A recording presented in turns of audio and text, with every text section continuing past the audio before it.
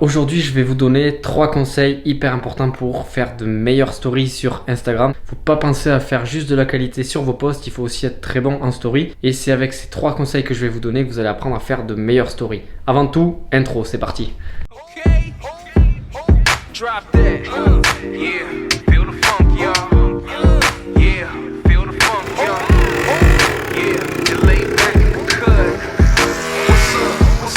From Alpha to Omega, VHS to Beta, PlayStation to Sega, my skill is still greater. The sickest thing since BD, wicked like VG. Live my life crooked like the left finger on ET.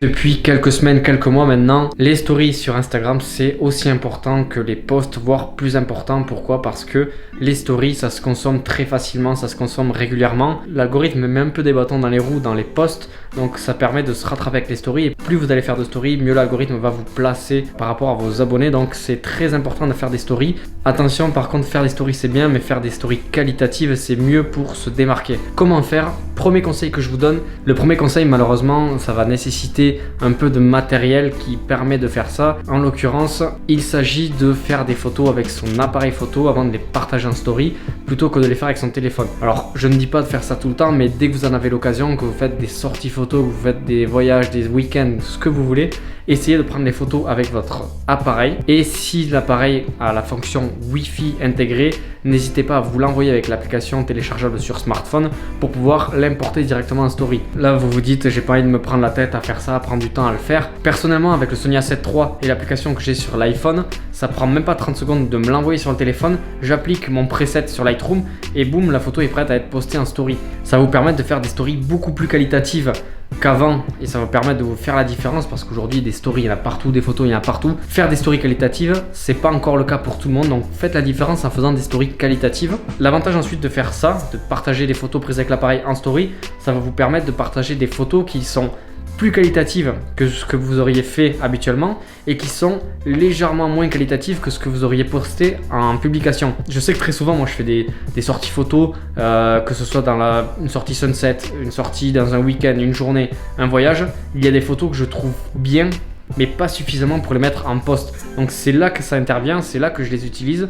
Je les mets en story, ça me permet d'avoir du contenu qualitatif en story, mais qui n'est pas suffisamment qualitatif pour être utilisé en publication. Parfois même, il y a des photos que j'aurais postées en story, que je poste en publication dans les semaines qui suivent. Donc n'hésitez pas à utiliser ce conseil qui pour moi est le plus important pour faire des stories qualitatives, c'est de faire de belles photos. N'oublions pas que Instagram, le principal sur Instagram, c'est faire du contenu qualitatif. Donc c'est le conseil le plus important que je puisse vous donner. Faites des photos avec votre appareil photo si vous en avez la possibilité par rapport aux compétences de votre appareil et envoyez-les sur le smartphone.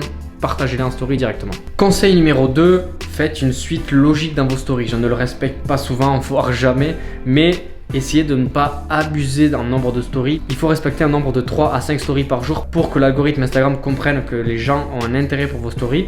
Vous allez voir, plus vous partagez de stories et plus vous aurez de vues sur les stories parce que l'algorithme se dit que les stories sont regardées, qu'il y a du contenu régulier. Du coup, il le montre à davantage de personnes. Essayez de respecter un nombre minimal de stories par jour, mais ne dépassez pas non plus les limites. N'abusez pas, sinon les gens vont bloquer l'affichage de vos stories, les gens vont vous supprimer, vous bloquer directement ou les gens vont arrêter de vous suivre. Donc n'abusez pas et essayez de raconter une histoire. J'en ai parlé dans les comptes Instagram qui m'inspiraient, qui devraient vous inspirer aussi. Entre deux pôles, mes amis Delphine et Maxime qui ont un compte vraiment très qualitatif en termes de story. N'hésitez pas à raconter des histoires dans vos stories. Donc que ce soit de la story numéro 1 à la story numéro 5 de la journée, qu'il y ait une suite logique. Ne mettez pas 5 stories autour du seul et même sujet, autour d'un seul et même moment de la journée.